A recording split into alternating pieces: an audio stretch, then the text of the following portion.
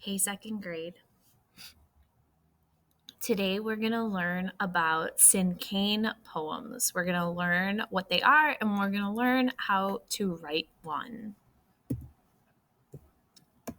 So, a Cinquain poem is a 5-line poem using nouns, verbs, and adjectives to describe one topic.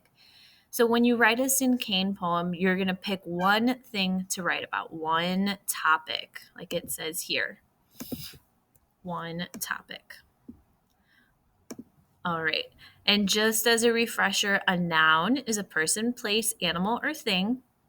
A verb is an action word. And an adjective is a describing word. So let's look at an example. Oops.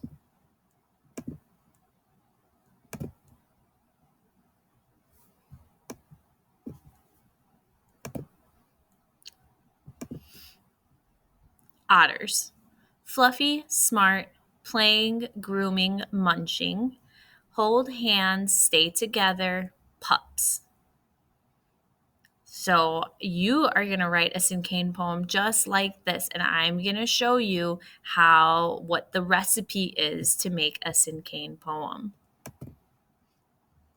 So here's the poem we just read, and each line has a rule or a recipe.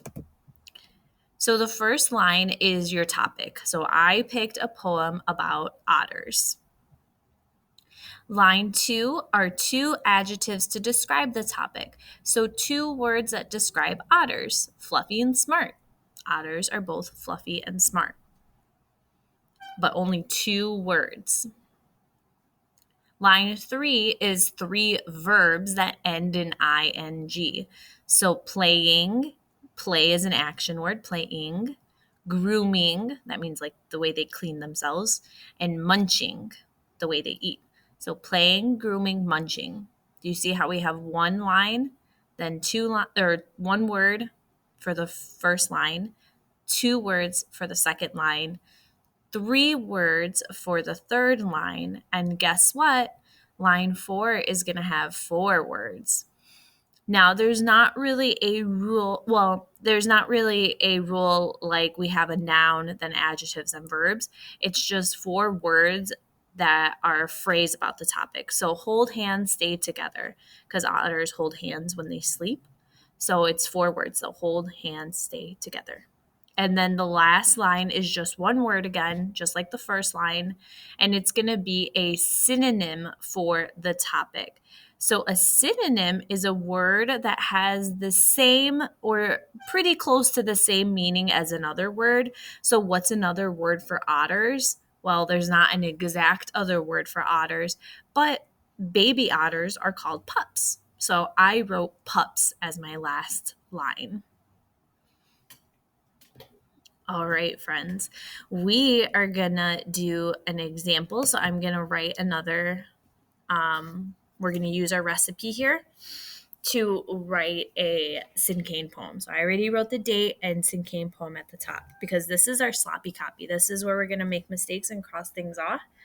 And then tomorrow we will write nice and neat on our new, in our poem book.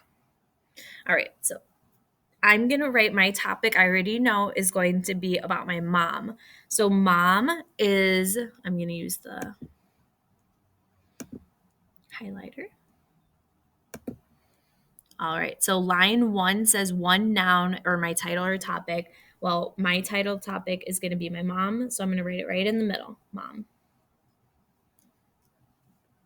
All right. And now my second line is supposed to be 2 adjectives to describe the topic.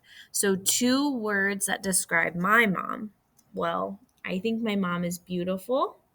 That's the first word that came to my mind. She's also very funny. Beautiful, funny. Do you see how I separated them with a comma? You guys are going to do the same thing. Let's look for what our recipe is for our third line. Line 3, 3 verbs that end in ing. So 3 verbs, 3 things my mom does. Oh, first of all, My mom is always cooking. Remember, they have to end in ing. So cooking, she's always loving me, loving my brothers. Cooking, loving, and like I said, she's funny. She's always laughing.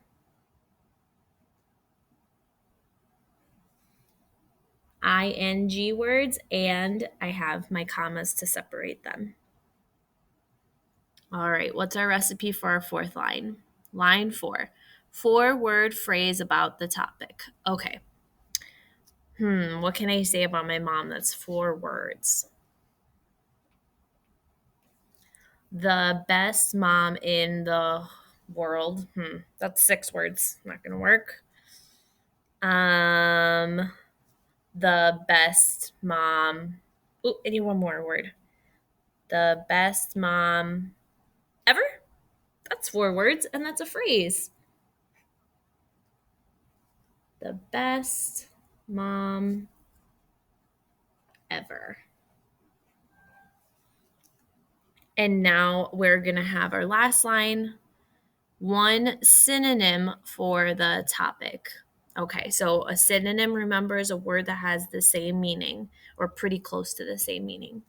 So I actually don't call my mom mom. I call her mommy. So that means the same thing. Mommy. And I have my Cinquain poem. It's not my neatest writing. I didn't have to cross anything off today. That's good. But if I did want to go back and change, I could make some changes, and I can do that here because this is my sloppy copy, no problem.